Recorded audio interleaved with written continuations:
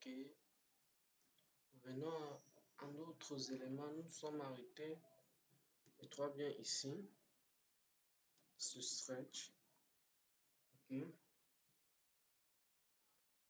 Nous allons réutiliser nos outils.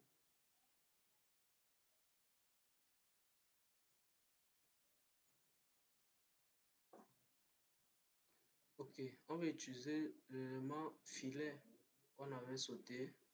On clique sur filet, on vient ici là, sur Radius. On donne le Radius comme 100. On appuie Ancrer. On sélectionne le premier élément, on sélectionne le second. Et vous allez voir que ça va faire une courbe ici là en bas. On se comprend. Si j'appuie CTRL Z, c'est pour partir en arrière. Vous voyez, il n'avait pas. Quand j'appuie encore CTRL Z, si on zoome ici là, CTRL Z, CTRL Z. Et venons bien. Si on zoome bien ici là, nous allons nous rendre compte qu'il n'y a pas de courbe ici là. Mais avec l'outil filet, on peut créer une courbe même de 10 000 même. Ok. On appuie Ancrer. On prend le premier élément qui est celui-ci. On sélectionne le premier et on sélectionne le second. Vous allez voir que ça a créé une courbe parce que j'ai pris 10 000. Ok, c'était un peu juste ça. Et pour trouver, pour aller voir dans quelle unité on travaille, n'oubliez pas de cliquer sur UN Entrée sur votre clavier pour voir parce qu'on travaille ici en centimètres. Ok, c'est un peu ça. Cet élément-là, c'est pour créer une échelle. Si vous voulez peut-être réduire cet élément, on dit sélectionner l'objet d'abord, que vous voulez créer l'échelle. On appuie Ancrer. On nous dit qu'on doit spécifier le premier point. Et puis c'est ici, moi, tu viens cliquer ici sur référence pour avoir le deuxième point. Je clique ici là, je peux entrer peut-être même 10 000. Appuie sur Ancrer. C'est ça que ça a remis en échelle. Ok. Et mis l'objet en échelle. Cet objet-là, ça nous permet de créer les arrêts. On te dit choisir l'objet. Tu appuies sur Entrée. Tu vois, ça a créé un multiple de 4 objets. Tu peux modifier ce ici-là. Tu mets peut-être 6. Voilà. Et ici là, tu mets ici là. Tu vois comment ça a ajouté 6 colonnes. 1, 2, 3, 4, 5, 6. Ici, tu peux peut-être mettre 4 rangées. Vous voyez? C'est tout. Cet objet-ci là, offset, ça nous permet de créer un offset sur nos différents éléments que nous avons créés. Ok. Si je clique sur l'élément-ci en question, je prends le premier point.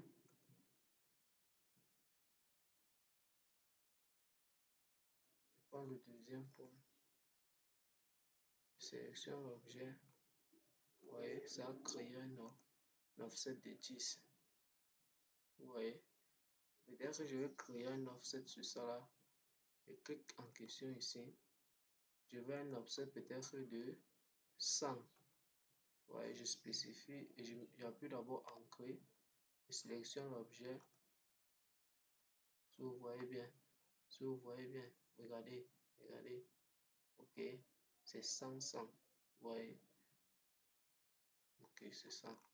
C'est peut-être que pour faire ça, essayons de faire un exemple avec le rectangle. Ok. Je vais donc faire un offset Je prends ça, je prends la base de mes points. Je vais créer un offset de combien? Peut-être dire du nombre aussi. Je vais créer un J spécifié, second point. Là, je prends encore, j'ancre, je veux un offset peut-être de 1000. J'appuie sur Entrée et sélectionne l'objet en question. Vous voyez, si je mets, ça peut ancrer à l'intérieur. Si je vais mettre à l'extérieur, et mets alors à l'extérieur, vous voyez comment ça va créer un offset de 1000. C'est un peu presque tous les éléments ici là. Et nous avons ici quelques éléments ici. Mais les éléments les plus utilisés sont ceux-ci là. Ok, nous avons vu les éléments. Nous avons vu, ça c'est l'outil texte. Vous voulez ajouter un texte, vous cliquez sur texte multiple, vous mettez, vous spécifiez et vous mettez au nom du texte que Billy. Vous appuyez sur, quand vous finissez, vous appuyez là. Le texte est tellement petit qu'il faut agrandir. Nous allons revenir sur ces éléments-ci là. Cet élément, c'est pour la cotation. Quand tu vois dimensionnement, c'est écrit là. Vous créez une cotation ici là. Ce que vous voyez, c'est un peu ça.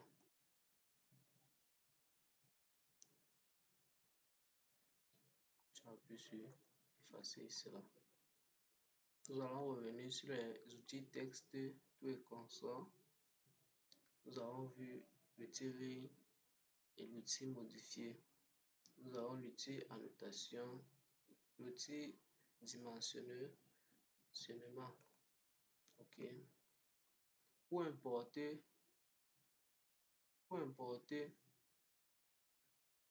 une image, on vient juste ici sur insérer, attacher. Quand tu vas attacher, tu vas importer, tu cliques peut-être sur cet élément-ci là. Là, tu vas cliquer sur quel élément? Tu vas importer un plan. Peut-être ici là dans AutoCAD, ok. Tu appuies sur Open et dis OK. Après tu sélectionnes comment tu veux que ça part. Ok. Voici le plan en question. Vous voyez que tu as importé. Ce plan va te permettre de dessiner en utilisant les outils ligne. Tu importes le plan, tu cliques sur, tu sélectionnes l'objet, tu sélectionnes le plan, tu sélectionnes, tu viens.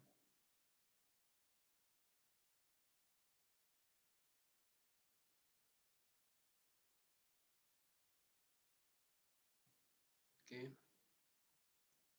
On a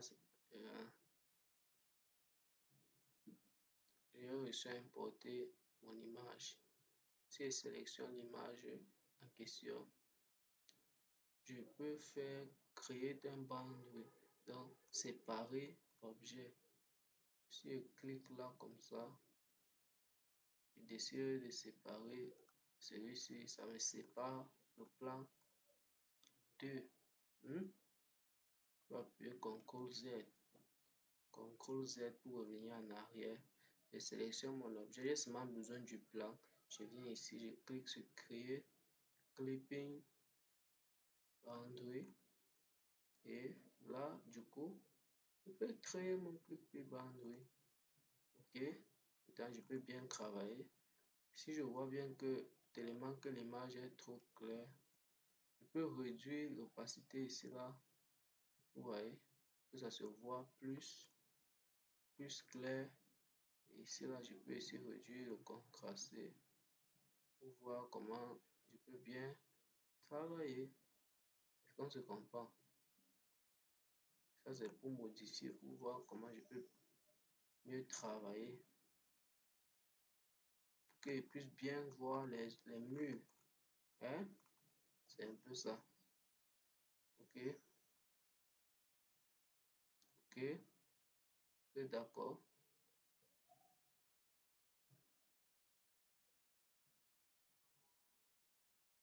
Voilà. Ok,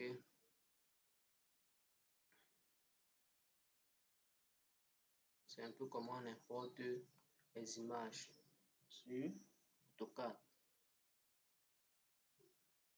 Maintenant, je peux venir là et commence à dessiner. Mais avant de dessiner, j'ai envie de mettre ce plan-ci en échelle. Pour mettre cette image en échelle, je clique sur l'image en question. Je viens ici là sur Home. Et vous avez dit que ça c'est l'outil euh, pour mettre un objet en échelle. Donc je clique ici là, Scale. Ok. On me dit de spécifier le premier point. Je viens sur l'image. Si je connais peut-être la distance de celui et celui-ci là, je peux dire que ok, toute cette distance ici là, comme ça là, comme on travaille en centimètres, je vais dire que toute cette distance d'ici et ici, j'estime que ici et ici, c'est 16 mètres. Donc, on va dire 16, ça va faire 1600, que ça fait 16 mètres. Ok, cliquons là. Ok, je vais utiliser moi la référence. On clique sur référence, je clique ici là, premier point, et clique sur le deuxième point ici. Je vais mettre, je veux quelque chose comme 1600 ancré. Ouais, j'ai mis alors ça à échelle. Parce que maintenant, ça qui est à échelle. Donc, ça veut dire que quoi? Si je veux mesurer peut-être la distance, si vous allez voir que c'est, je clique sur mesurer, je clique là, voilà. Vous allez voir que ça va me donner une distance. Je vais l'outil mesurer là. Euh,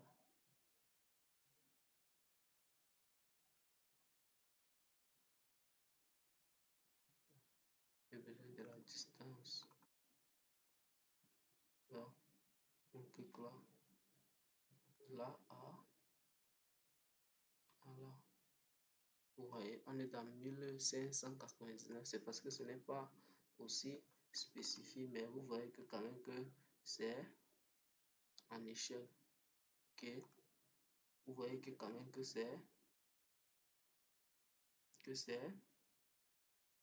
en échelle. Vous voyez, 1600, c'est en échelle. Vous voyez que j'ai réussi à mettre ce plan à l'échelle. Regardez comment c'est tout petit devant ceci-là. Vous voyez. C'est cela qu'on dit que mettez toujours votre plan en échelle avant de commencer à dessiner. Rassurez-vous de modifier euh, l'unité de travail. Et pour aller sur l'unité de travail, on appuie UN sur notre clavier, on appuie Entrée ou bien on vient là directement, unité. C'est ici qu'on on modifie pour voir en quoi on peut travailler. Ok, que nous allons nous arrêter là pour aujourd'hui. Et là, comme c'est en échelle, je peux maintenant dessiner. Je sélectionne mon calque. Si c'est peut-être le calque texte que j'ai envie de créer, je sélectionne le calque texte, mais j'ai envie de créer les murs. Je sélectionne le calque mur. Je cherche l'outil ligne et je commence à dessiner mon plan. Là, je cherche là, je viens là, je viens là, tac, je commence à dessiner. Est-ce qu'on se comprend? J'espère qu'on se comprend. Je viens là, activer cette commande pour que ça soit toujours croix. Ok, commence à dessiner. C'est simplement comme ça qu'on effectue le dessin sur AutoCAD.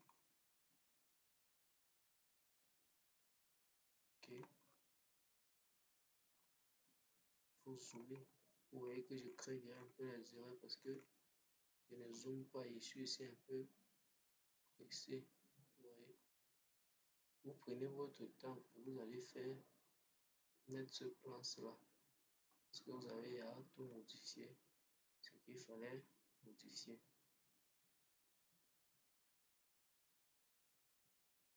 Ok. Essayons un peu de faire tout le cadre cela. Et on voit ce que ça donne. On crée d'abord tous les murs ici un peu. On voit ce que ça va donner. Vous voyez que ce n'est pas facile. Et commettre les erreurs. C'est là qu'on dit qu'il faut être vigilant pour ne pas commettre toutes les erreurs. Pour zoomer. Pour zoomer, vous connaissez comment on zoome sur la chicane. Vous connaissez au moins ce là.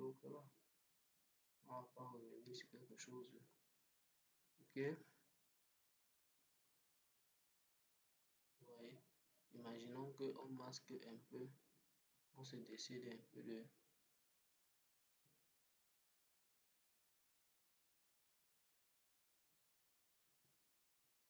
On supprime un peu l'image ici là. Vous voyez. Sur le plan alors en question qu'on a trié. Si vous voulez peut-être mettre un point ici au milieu, vous placez d'abord là. Vous venez là comme ça. Parce que si vous venez comme ça directement, vous prenez peut-être ici et vous voulez directement mettre la ligne. Ça va donner parce que c'est au centre. Mais si ce n'était pas au centre, comme peut-être ici là, ça va pas donner. Ça va commencer directement là. Donc, vous venez là. Vous c'est ici carré. Vous venez jusqu'à là. Vous étirez où vous voulez. Si vous voulez commencer là, vous mettez maintenant votre point là. Donc, comme ça, vous venez là. Vous étirez où vous voulez commencer et c'est là que vous commencez. Ok. Si vous voulez commencer au centre, vous allez venir là. Vous allez voir une barre qui va vous montrer que ici c'est le centre. Et pour activer tous ces barres-ci là, je crois que c'est